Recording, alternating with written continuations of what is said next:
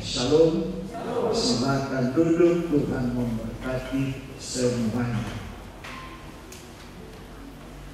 Di acara doa terobosan ini kita buka Alkitab kita di dalam kitab Yohanes 9 ayat 1 sampai dengan 12.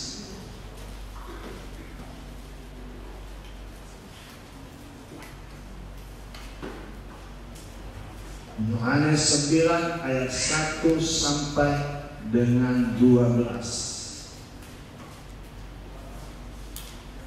Orang yang buta sejak lahir. Kita bergantian membacanya dan di ayat yang ke-12 nanti kita bersama-sama membaca. Waktu Yesus sedang lewat, ia melihat seorang yang buta sejak lahir. Murid-muridnya bertanya kepadanya, "Rabi, siapakah yang berbuat dosa, orang ini sendiri atau orang tuanya, sehingga dia dilahirkan buta?" Jawab Yesus, bukan dia dan bukan juga orang tuanya, tetapi karena pekerjaan Allah harus dinyatakan di dalam dia. Jika harus mengerjakan pekerjaan ini yang aku, selama masih siang akan datang malam, di mana tidak ada seorang pun yang dapat bekerja. Selama aku di dalam dunia, akulah terang dunia. Setelah dia mengatakan semuanya itu, dia menunda ke tanah dan mengaduk ludahnya itu dengan tanah, lalu mengoleskannya pada mata orang buta tadi. Dan berkata kepadanya, pergilah, basuhlah dirimu dalam kolam Siloam. Siloam artinya yang diutus. Maka pergilah orang itu, ia membasuh dirinya, lalu kembali dengan matanya sudah melek. Tetapi berkata kepadanya, mereka yang dahulu mengenalnya sebagai Moses, berkata, bukankah dia ini adalah Moses? Ada yang berkata benar, dialah ini. Ada pula yang berkata bukan, tetapi ia serupa dengan dia. Orang itu sendiri berkata, benar, akulah itu. Kata mereka kepadanya, bagaimana kamu menjadi melek? Jawabnya, orang yang disebut Yesus itu mengaduk tanpa mengoleskannya pada mataku dan berkata kepadaku, pergilah ke Siloam dan basuhlah dirimu. Lalu aku pergi, dan setelah aku membasuh diriku, aku dapat melihat. Bersama-sama, lalu mereka berkata kepadanya, di manakah dia? Jawabnya, aku tidak tahu.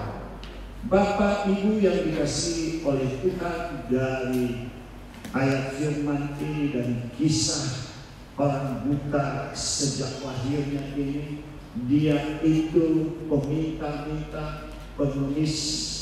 Itu adalah senjata buat mereka untuk mendapatkan penghasilan, mempergunakan mata mereka yang buta itu untuk mendapatkan penghidupan.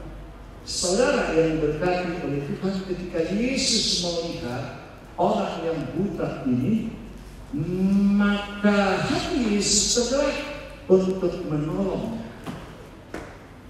Dan orang-orang di situ, murid-murid di situ bertanya kepadanya, apakah dia buta ini karena dosa, karena kutuk, karena kesalahannya sendiri, atau karena kesalahan orang tuanya atau leluhurnya?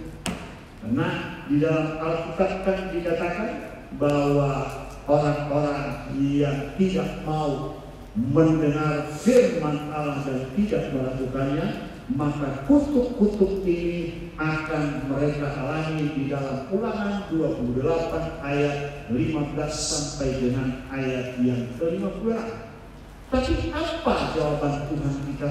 Yesus pada waktu itu, dikatakan oleh Tuhan kita Yesus Kristus bukan karena dosa orang banyak dan bukan juga karena dosanya, tetapi supaya dinyatakan kebesaran Allah, kemuliaan Allah, seperti apa yang tertulis di dalam Alkitab, ya, di mana ketika Ayub iblis juga pergi datang untuk menyembah Tuhan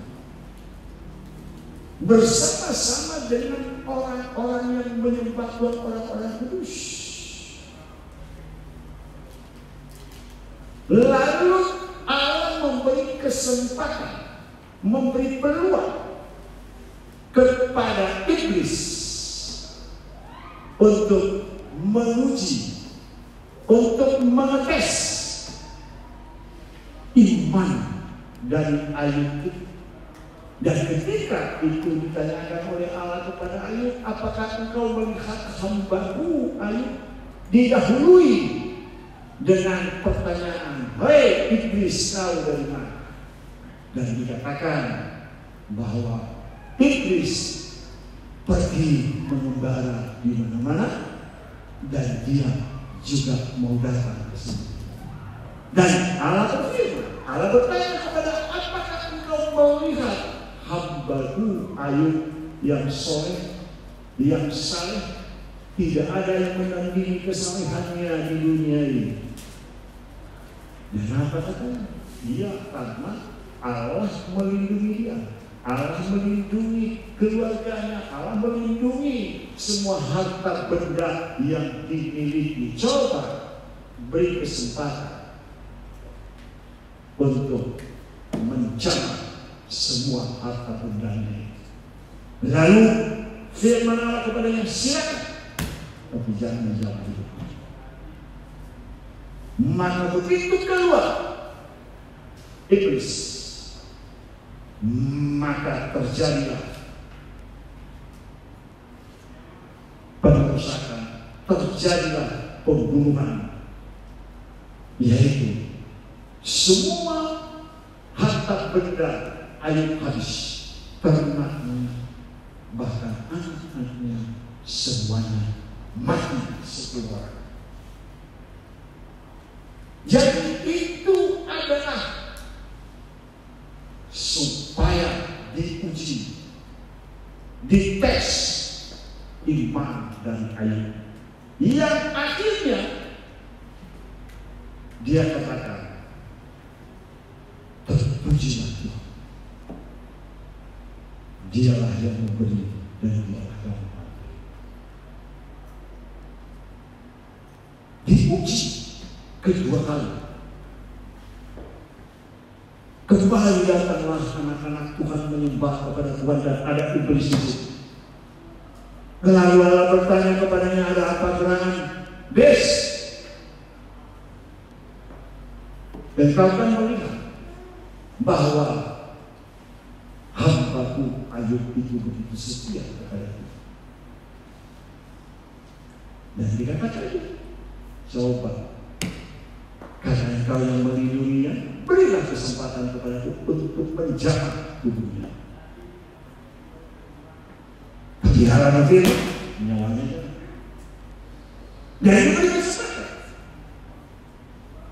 Jadi terjadi penyakit kepada seseorang untuk menyatakan kuasa Allah. Saya memberi judul dari pemberitaan firman Tuhan pada sore malam hari ini, yaitu orang Farisi tidak percaya kepada kesembuhan yang dilakukan oleh Yesus. Saudara yang diberkati oleh Tuhan, dan dikatakan di situ, kita harus mengerjakan pekerjaan Dia yang mengutus aku selama masih siang, akan datang malam di mana tidak ada seorang pun yang dapat bekerja. Ketika iblis datang untuk kedua kalinya untuk mengetes, untuk menguji iman dari Ayub, maka Tuhan memberi kesempatan kepada iblis untuk menjamah tubuhnya Ayub, dan dari batok kepalanya sampai di bawah telapak kakinya semuanya penuh dengan kuis melepuh. Tidak ada yang bisa menyembuhkannya, bahkan dia menggaruk-garuknya dengan beling. Ini adalah untuk menguji keimanan Ayub. Allah memberi kesempatan kepadanya. Penderitaannya luar biasa. Jadi orang menganggap karena dosa. Memang ada itu di dalam Matius Yohanes 5 ayat yang ke-14. Kemudian Yesus bertemu dengan dia dalam bait Allah, lalu berkata kepadanya, engkau telah sembuh, jangan berbuat dosa lagi, supaya padamu jangan terjadi yang lebih buruk. Ini adalah kejadian kepada seseorang yang disembuhkan oleh Tuhan di kolam Bethesda. Sembuh, jangan ulangi lagi, jangan ulangi.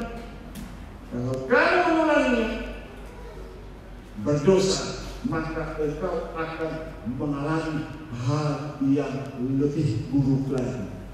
Mungkin saudara pernah sakit karena dosa, jangan ulangi lagi. Tapi kalau saudara sakit karena dinyatakan untuk menyatakan kemuliaan Allah, bilang terima kasih Tuhan, bagi aku sembuh. Harus ada pertobatan. Bapak Ibu yang dikasihi oleh Tuhan, maka apa yang terjadi setelah itu dinyatakan oleh Tuhan Yesus itu sendiri, bahwa hanya semasa masih kita hidup inilah kita melakukan pekerjaan-pekerjaan Allah, pekerjaan-pekerjaan Allah yang diberikan kepada Yesus Kristus. Makanya kuasa itu ada pada Yesus, sesuai dengan Matius 28 ayat yang ke-18 itu, kepadaku telah diberikan kuasa di sorga dan di bumi. Inilah yang dilakukan oleh Tuhan kita Yesus Kristus kepada orang yang buta. Pekerjaan apa yang dilakukan? Sebelumnya dia katakan, sebab aku adalah terang dunia. Dikatakan di situ, selama aku di dalam dunia, akulah terang dunia. Selama Yesus ada di dalam dunia ini, adalah dia terang dunia. Dikatakan oleh Yesus, akulah terang dunia. Barang siapa yang mengikuti aku, dia tidak berjalan dalam kegelapan, tetapi dia memperoleh hidup selamat. Lebih jelasnya dikatakan, akulah terang dunia. Barang siapa mengikuti aku, dia tidak berjalan dalam kegelapan, melainkan dia akan mempunyai terang hidup. Kalau kita mengikuti Yesus Kristus, maka kita tidak berjalan dalam kegelapan. Kalau kita mengikuti Yesus Kristus, maka kita tidak akan bertanya kepada dukun, tidak akan bertanya kepada orang-orang pintar yang ada di dunia, tetapi kepada Tuhan kita Yesus Kristus kita bertanya. Ya, jadi dia bebaskan dari kuasa-kuasa kegelapan. Akulah terang dunia. Barang siapa yang mengikuti aku, dia tidak berjalan dalam kegelapan, melainkan dia akan mempunyai terang hidup. Artinya dia mempunyai terang hidup itu, yaitu menunjukkan kepada jalan keselamatan. Makanya dikatakan keselamatan tidak ada di dalam siapapun juga selain di dalam Dia, selain di dalam Yesus. Sebab di bawah kolong langit ini tidak ada nama lain yang diberikan kepada manusia yang olehnya kita diselamatkan. Kalau kita mengikuti Yesus, maka kuasa-kuasa yang dari surga itu kita akan mendapatkan.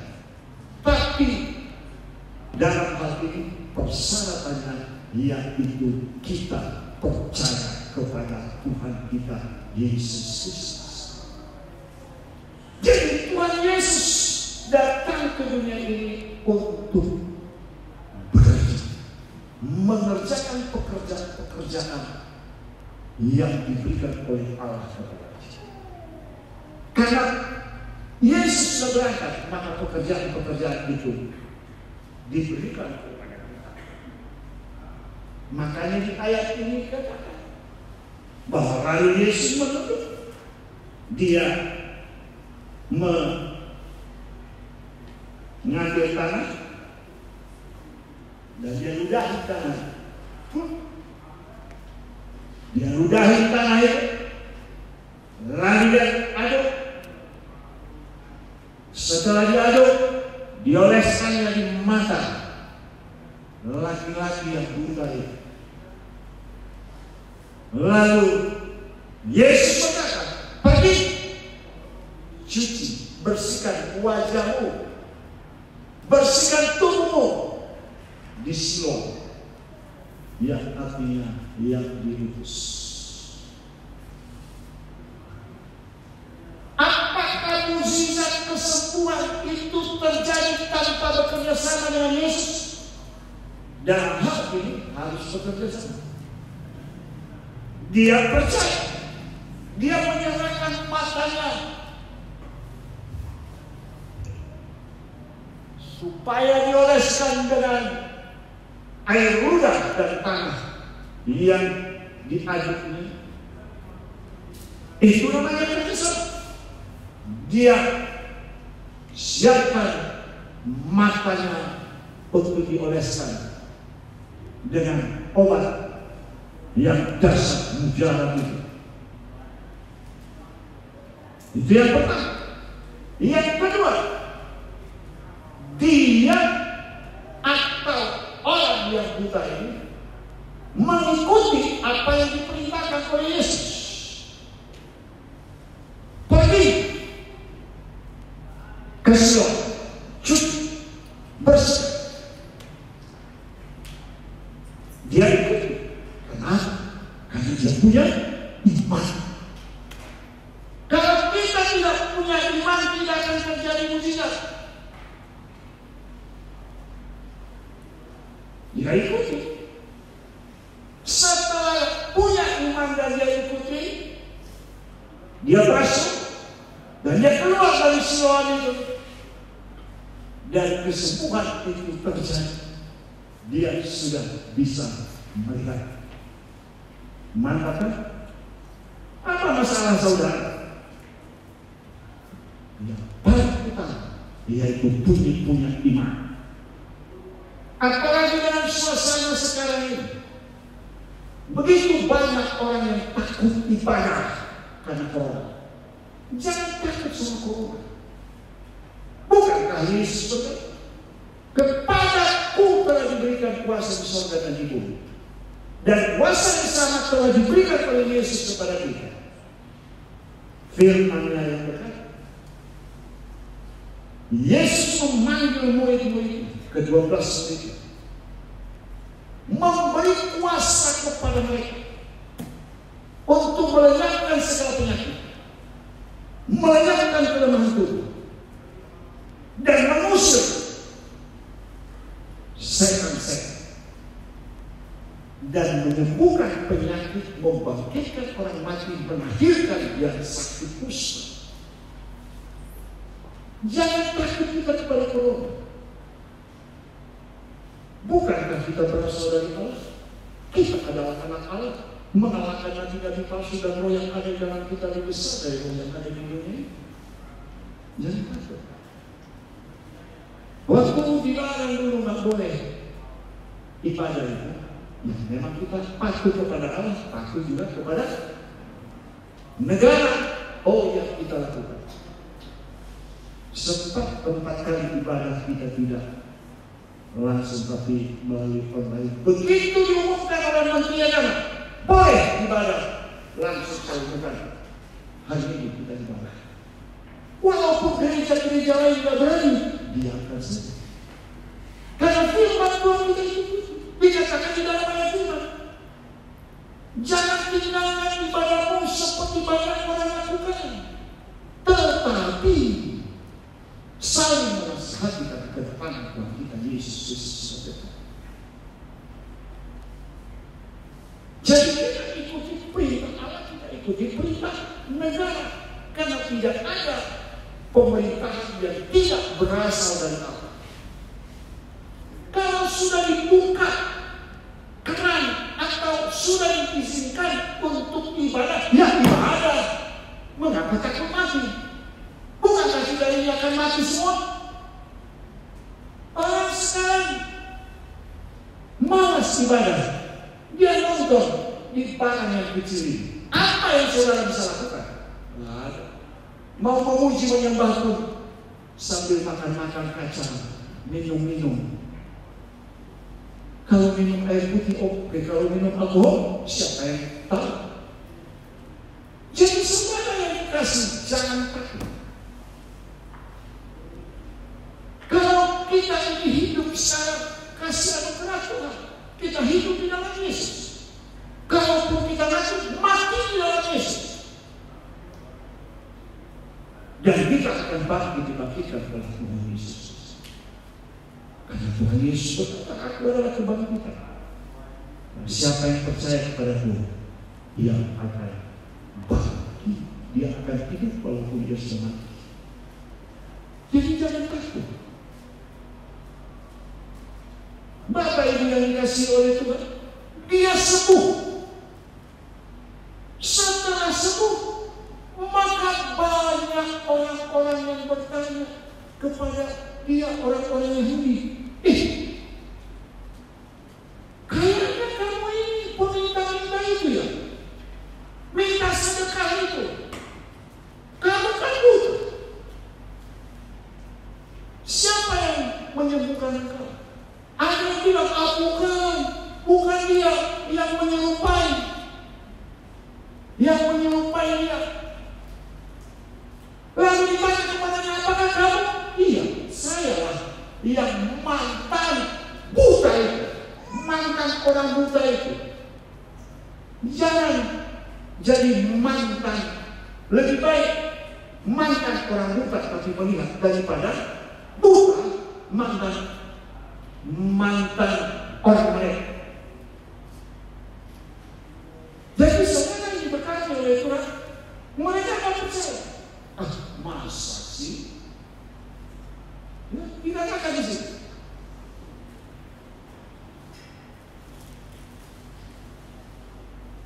Tetapi tetangga-tetangga dan mereka yang dahulu mengenalnya sebagai pengemis berkata, bukankah dia ini yang selalu mengemis? Ada yang berkata benar, dialah ini. Ada pula yang berkata bukan, tetapi ia serupa dengan dia. Orang itu sendiri berkata, benar, akulah itu. Benar, akulah yang baru disembuhkan itu. Akulah yang dulunya buta, pengemis, sekarang tidak jadi pengemis, sekarang tidak jadi buta, tapi saya sudah bertemu dengan Yesus. Dahsyat. Kata mereka kepadanya, bagaimana matamu menjadi melek? Jawabnya orang yang disebut Yesus itu mengaduk tanah, menoleskannya pada mataku dan berkata kepadaku, pergilah ke Siloam dan basuhlah dirimu. Lalu aku pergi dan setelah aku membasuh diriku, aku dapat melihat. 2 kali dinyatakan di dalam satu perikopnya bahwa Yesus mengaduk tanah lalu dioleskan di buta itu, lalu disuruh dia untuk membersihkannya di Siloam. Dan setelah dia bersihkan, maka dia bisa melihat atau melek matanya. Siapa dia? Dikatakan di situ. Lalu mereka berkata kepadanya, di manakah dia? Jawabnya, aku tidak tahu. Aku tidak tahu. Yang penting dia sudah sembuh. Apapun penyakitmu yang engkau alami, kalau engkau percaya kepada Yesus, maka engkau bisa. Di ayat yang selanjutnya itu belum kita baca, tapi mari kita baca. Lalu mereka membawa orang yang tadinya buta itu kepada orang-orang Farisi. Adapun hari waktu Yesus mengaduk tanah dan memelekkan mata orang itu adalah hari Sabat. Karena itu orang-orang Farisi pun bertanya kepadanya, bagaimana matanya menjadi melek? Jawabnya, ia mengoleskan adukan tanah pada mataku, lalu aku membasuh diriku, dan sekarang aku dapat melihat. Maka kata sebagian orang-orang Farisi itu, orang ini tidak datang dari Allah, sebab dia tidak memelihara hari Sabat. Sebagian pula berkata, bagaimana seorang berdosa dapat membuat mukjizat yang demikian? Maka timbullah pertentangan di antara mereka. Lalu kata mereka pula kepada orang buta itu, dan engkau, apakah katamu tentang dia, karena dia telah memelekkan matanya? Saudara yang diberkati oleh Tuhan, karena orang-orang Yahudi mereka ragu-ragu, bagaimana sih bisa orang buta sejak lahirnya bisa melihat, karena tidak pernah mereka dengar dan tidak pernah mereka melihat dengan mata mereka sendiri bahwa seorang yang buta dapat melihat. Baru sekarang dari bawah kepada orang Farisi. Waktu dibawa kepada orang Farisi, mereka juga heran, kok bisa ya sembuh, kok bisa orang buta dapat melihat. Jadi mereka bertanya, bagaimana prosesnya, bagaimana caranya sehingga dia sembuh. Kalau di kedokteran tentu kan dilihat dulu matanya, ya, dilihat, dibuka matanya, dioperasi kataraknya, ya, disuntik, diinjeksi. Tapi ini tidak pakai injeksi, tidak pakai gunting atau pisau operasi, tidak memakai kerok mata untuk membersihkan kataraknya. Tapi dia jelaskan bahwa dia mengaduk tanah, setelah diaduknya maka dioleskan di mata, dan setelah itu disuruh pergi ke Siloam, dan setelah saya bersihkan, kata mantan orang buta ini, lalu aku sembuh. Mereka tidak percaya. Letak kepercayaan mereka itu, namanya orang Farisi, ahli Taurat, orang Saduki semuanya. Mereka itu menyatakan mereka syarih, ahli Taurat, tetapi mereka tidak percaya kepada firman. Mereka tidak percaya kepada Allah. Mereka tidak percaya kepada Yesus. Apa bukti? Dia katakan itu bukan berasal dari Allah. Dia itu tidak berasal dari Allah. Berani-beraninya mereka menghakimi sang hakim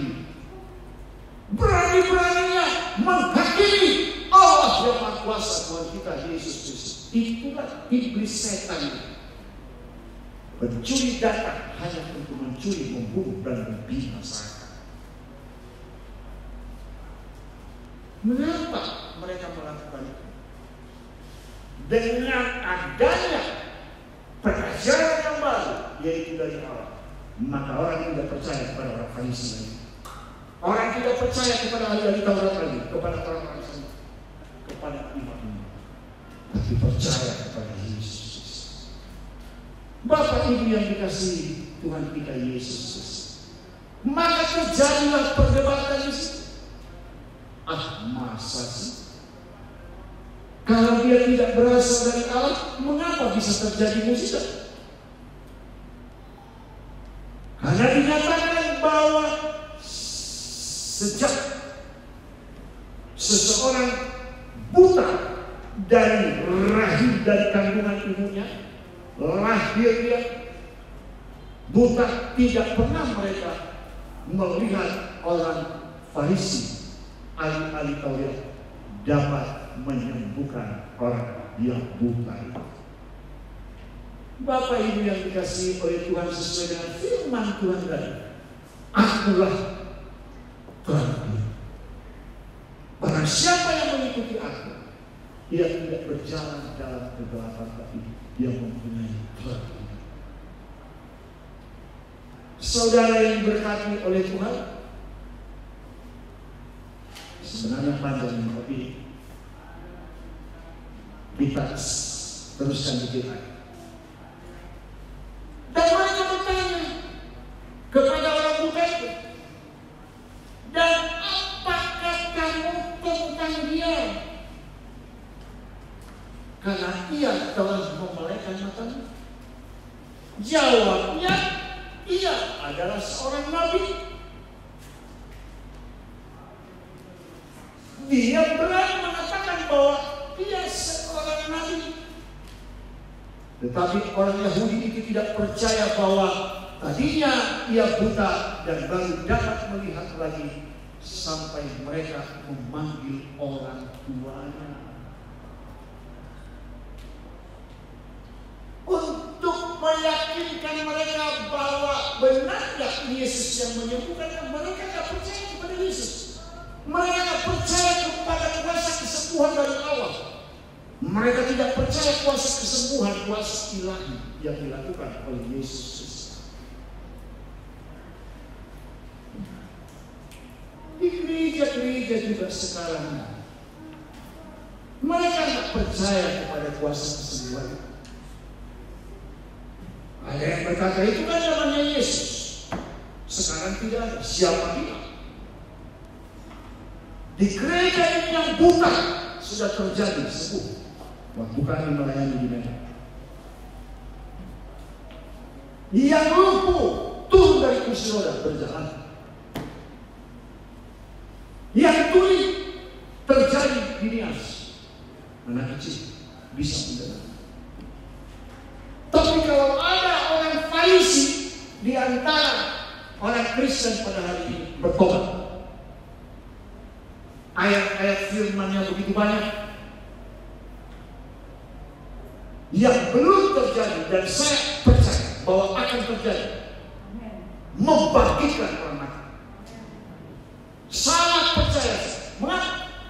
Karena Matius 10 ayat yang ke-8 dikatakan, sembuhkan penyakit, bangkitkan orang mati, takdirkan yang sakit kusut, dan usir setan-setan. Engkau menerimanya dengan cuma-cuma bila. Saudara yang dikasihi oleh Tuhan, aku percaya bahwa itu akan terjadi. Orang gila udah sembuh, orang lumpuh udah di belakang ini terjadi. Apa saudara tidak percaya itu? Di depan mata kita terjadi. Yang penting dalam hal ini kita percaya kepada Yesus dan adanya kerjasama antara yang mendoakan dengan orang yang sakit itu, maka terjadi kesembuhan. Iman yang ada, imanku ada. Imanmu ada, imanku ada. Bergabunglah iman itu. maka kesembuhan itu terjadi. Karena orang yang buta ini punya iman. Dia percaya kepada yang menyembuhkannya yaitu Yesus. Dan dia percaya dia akan sembuh. Punya iman. Iman adalah dasar dari segala sesuatu yang tidak terlihat dan bukti dari segala sesuatu yang kita harapkan. Di dalam kitab Ibrani 11 ayat 1. Ya, iman adalah dasar dari segala sesuatu yang kita harapkan dan bukti dari segala sesuatu yang tidak kita lihat. Belum kelihatan kesembuhan itu, tapi engkau berkata, aku sembuh. Aku sembuh. Berkali-kali saya hampir setiap saya khotbah soal iman, selalu saya tekan. Kita punya iman kepada Yesus Kristus, makanya kita datang ke sini. Kita punya iman kepada Yesus Kristus, makanya kita datang ke rumah. Kita punya iman kepada Yesus Kristus, makanya kita sembahyang, kita memuji, memuliakan Dia dan berdoa kepada Dia. Maka mujizat-mujizat itu terjadi. Dari Bapak Ibu yang dikasihi oleh Tuhan, mereka tidak percaya kok bisa-bisanya orang itu dapat menyembuhkan. Mereka tidak percaya karena mereka tidak melihat siapa itu Yesus. Mereka menganggap bahwa Yesus itu adalah anak tukang kayu. Saudaranya kita tahu, saudaranya laki-laki kita tahu, saudaranya perempuan kita tahu. Makanya tidak terjadi mujizat. Karena mereka tidak percaya. Yang penting kita percaya. Mereka kecewa ketika mereka tahu bahwa Yesus ini adalah dari Nazaret. Mereka tahu siapa saudaranya Yesus. Maka tidak terjadi mujizat. Kalau di dalam rumah tanggamu tidak mereka percaya, apa boleh? Kami 13 bersaudara, hanya saya yang dibaptis satu-satunya. Tapi kita sampaikan kepada mereka. Itulah kewajiban kita menyampaikan firman. Soal mereka mau ikut apa tidak ikut, tapi kewajibanmu untuk memberitakan Yesus kepada mereka. Saudara yang diberkati oleh Tuhan, karena mereka ingin tahu, maka mereka memanggil orang tua dari yang mantan buta. Apakah benar ini anakmu? Iya, itu anakmu. Kata orang Medan, ada apa rupanya? Ada apa rupanya kau tanya-tanya? Dia kan sudah dewasa. Tapi benar ini anakmu. Iya, anak saya. Sebelumnya dia memang buta dari lahir. Tapi bagaimana prosesnya dia sembuh, kami tidak tahu. Tanya aja sama dia udah dewasa. Dia udah dewasa. Lalu ditanya lagi kepada mantan buta ini, apa benar bahwa kamu adalah tadinya buta sekarang sudah sembuh? Bagaimana prosesnya kamu sembuh? Apa katanya? Masih kalian belum percaya juga? Sudah 3 kali saya ngomong sama kalian. Ya itu kalau bahasa kita. Kok tidak percaya juga? Apakah engkau mau jadi muridnya? Ya? Di ejeknya bahasa Jakarta diledekin. Bahasanya Iokaya. Bahasa Medannya apa? Diolok-olok. Ya, dikatakan di sini. Orang tua yang berkata demikian karena mereka takut kepada orang Yahudi, sebab orang Yahudi itu telah sepakat bahwa setiap orang yang mengakui dia sebagai Mesias akan dikucilkan. Itulah sebabnya maka orang tuanya berkata, dia telah dewasa, tanyakanlah kepadanya sendiri. Ditanya, jelaskan yang benar. Lalu mereka memanggil sekali lagi orang yang tadinya buta dan berkata kepadanya, katakanlah kebenaran di hadapan Allah. Kami tahu bahwa orang itu orang berdosa. Masa Yesus dikatakan orang berdosa? Yesus itu tak berdosa. Dikatakan bahwa katakanlah kebenaran di hadapan Allah. Orang Farisi suka bohong.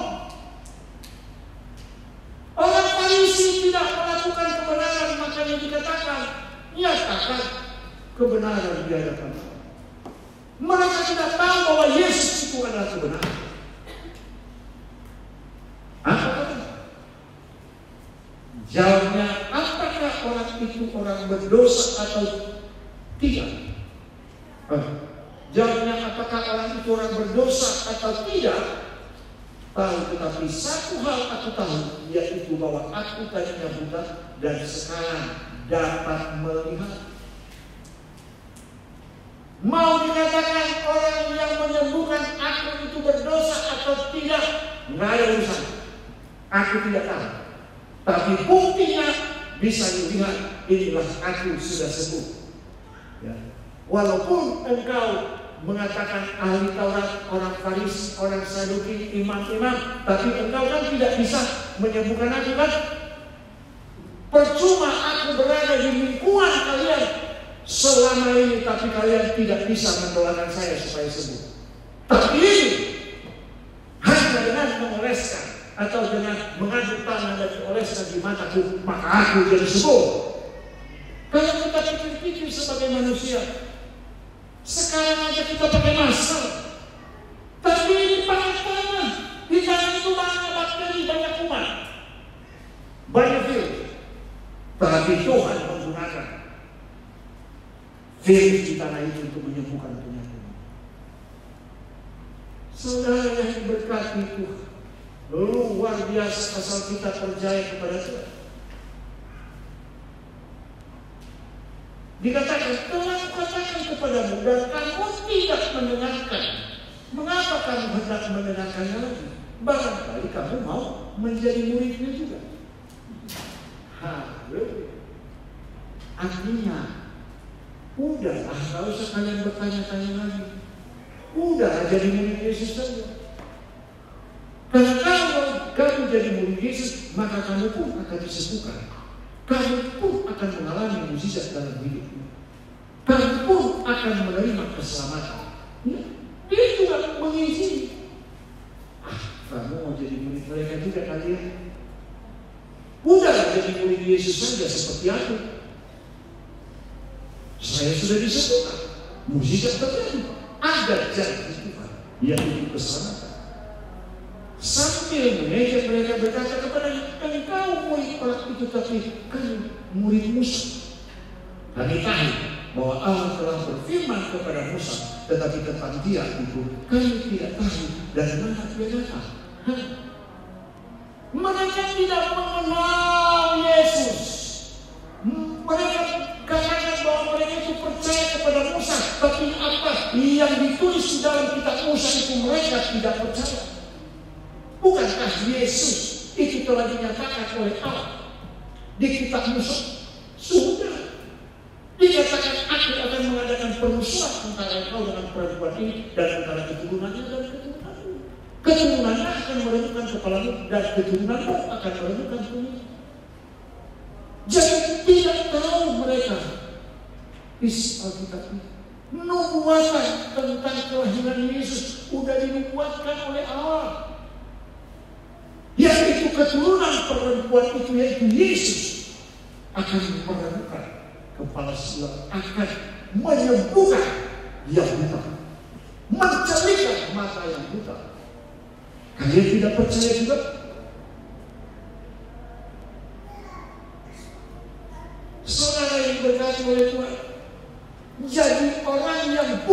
yang sudah sembuh ini diberikan juga kepadanya kuasa untuk menginjili. Jadi mereka bilang bahwa Allah menyatakan itu kepada Musa dan kepada kami, tetapi Allah tidak menyatakan dia kepada kami. Siapa dia? Bahwa hanya karena mereka tidak mau mengerti, tidak mau baca Firman di depan mata mereka. Sang Mesias, mereka pikir Mesias itu belum datang, sudah datang. Mesias yang diurapi itu. Jawab orang itu kepada mereka aneh juga ya, bahwa kami tidak tahu dari mana dia datang, sedangkan ia telah memelihara mereka. Ya. Mengapa sih kamu tidak percaya kepada Tuhan? Mengapa sih tidak mengerti dia berasal dari Allah? Kalau kita baca selanjutnya dan dikatakan itu tidak mungkin kalau dia tidak berasal dari Allah. Dia itu berasal dari Allah, makanya dia sembuhkan semua. Dengan perkataan lain bahasa kita sekarang, bahwa hanyalah Allah yang bisa menyembuhkan. Dia sendiri paling benar. Allah lah yang menyembuhkan. Begitu. Allah tidak mendengarkan orang berdosa, melainkan orang-orang saleh dan yang melakukan kehendaknya. Dari dahulu sampai sekarang tidak pernah terdengar bahwa ada orang yang memelihara mata orang yang masih buta. Jika orang itu tidak datang dari Allah, ia tidak dapat berbuat apa-apa. Dinyatakan selama ini tidak pernah kita lihat, tidak pernah kita dengar bahwa ada orang yang bisa menyembuhkan penyakit kita. Hanyalah dia yang berasal dari Allah yang bisa menyembuhkanku, yang tadi buta sekarang bisa melihat. Hanyalah kalian yang mengatakan bahwa dia itu adalah berdosa. Tidak mungkin dia berdosa karena dia berasal dari Allah, dia berasal dari surga, dan dia menyembuhkan penyakit itu. Saudara yang diberkati, dan akhirnya dia diusir. Jawab mereka, engkau ini lahir sama sekali dalam dosa dan engkau hendak mengajar kami. Lalu mereka mengusir dia. Saudara yang dikatakan, sudah dinyatakan oleh Yesus di awal bahwa dia ini buta bukan karena dosa, tapi dia buta karena menyatakan kuasa, menyatakan kemuliaan Allah, menyatakan belas kasihannya kepada manusia, kepada khususnya orang yang buta itu. Jadi Bapak Ibu yang dikasihi oleh Tuhan, orang Farisi, ahli Taurat, tidak percaya pada mukjizat yang Yesus lakukan. Itu biasa. Karena roh jahatlah yang ada di dalam mereka, bukan Roh Kudus, bukan roh. Biarlah malam itu kita undang roh Allah, Roh Kudus dalam hidup kita, sehingga kita percayakan hidup kita ini kepada Tuhan kita Yesus Kristus. Kita percayakan hidup kita ini bahwa kita bebas dari serangan virus corona. Jangan lupa Tuhan melindungi kita, karena kita adalah biji mata Allah. Mari kita bersama-sama